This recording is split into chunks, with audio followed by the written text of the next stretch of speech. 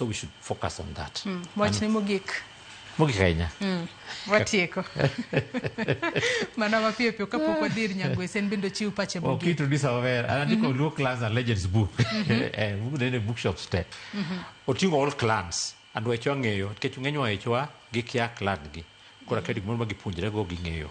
Kora penjo to opuonjre wange kaka wachal kwa dhi mbele. Nikech kwa ni achiel, obiro ya achiel politically, economically, socially going forward.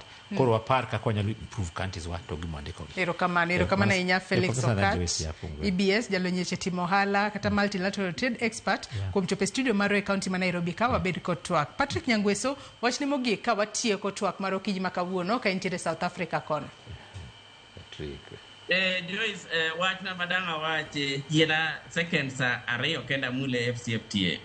Gini riwruok ne kano bedo e force iga mara 2019.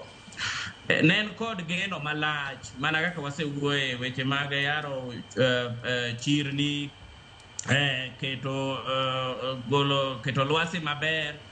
Magi duta paro ni poka gichopo kare nikech kata free movement ni mara goods and people across Africa poko bedo nikech pod ineno ka pinje moko pod oketo lwasi moko matek ahinya ni ndeke ok nyala Kenya to dhie moko be ok nyala to lwar Kenya.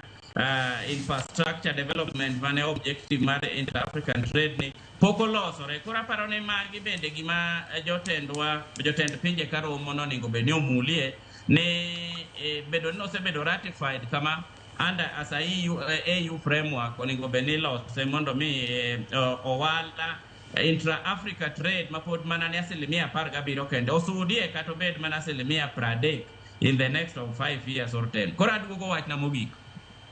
Wach na mogik ne komesa te nika wecho selosie to koro en mana odwadu e counties wa kaka wa promote weche mag intra-Africa trade ni wabe wa promote intra-county trade, and intra-county trade.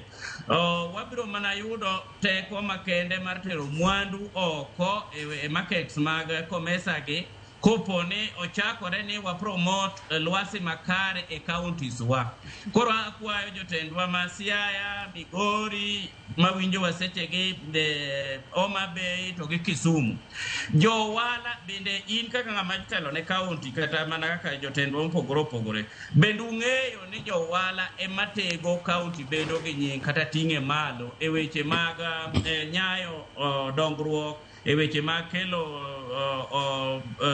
employment opportunities kata kelo innovation. So ne waneno ne watem jiwo counties wa mondo wa enhance production, wating production wa yuto wa bi malo mondo wayud gima dongere luongo ni surplus. Sama watingo yuto wa bi malo kata production kothe duto ma ji puro to wabedo gi surplus eka wadhi timo value addition.